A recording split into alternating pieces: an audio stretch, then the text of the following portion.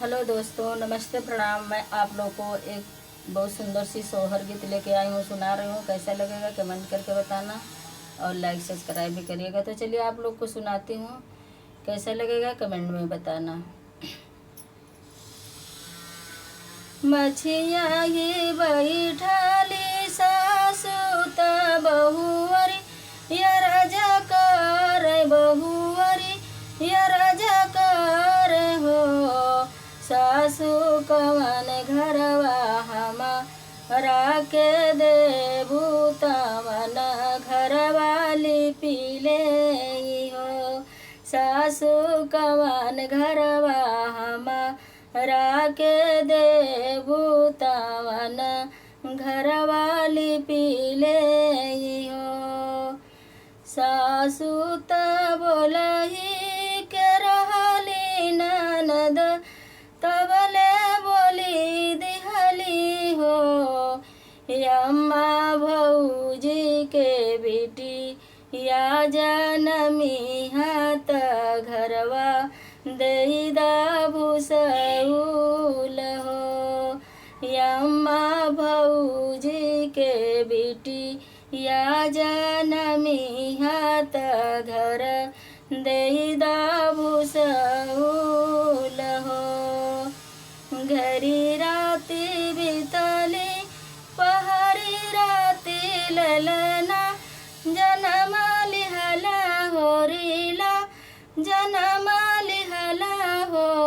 ललना यादे गोड़ नाचई लेना नदिया कंगनवा हमने गले बहो। ललना यादे गोड़े नाचई लेना नदिया कंगनवा भौजी ने गले बहो। एतनी बचन भौजी सुनली सुनऊ नहीं पावेली हो। ललना बाही में से कड़े ली कंगनवाया चरा वहाँ चोरावेली हो।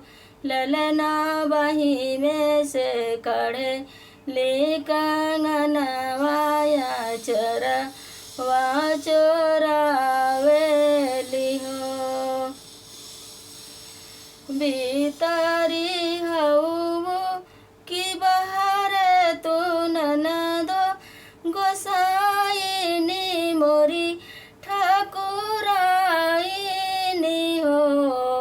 ननदो करना लइटिया जियार कंगनवा मोर हेराई गईला हो।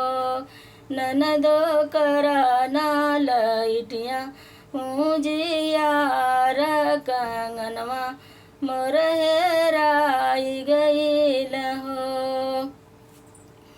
एतनी बचन ननदो सुने सुनऊ नहीं पावेली हो। ललना धवल जाली भई या के लगावत भई या से अरज करे हो। ललना धवल जाली भई या के लगावत भैया से अरज करे हो।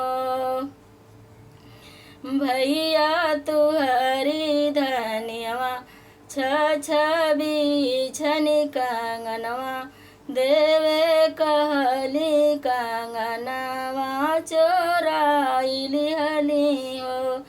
भैया तुहरी धनियवा छवि छनी कंगनवा देवे कहली कंगनवा चोराई लिहली हो।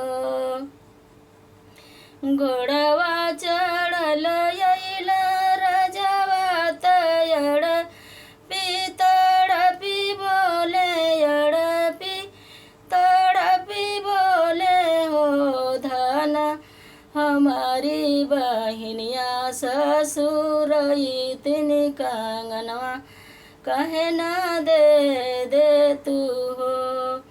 धना हमारी बहनिया ससुरई तिन कंगनवा, कहे ना दे तू हो।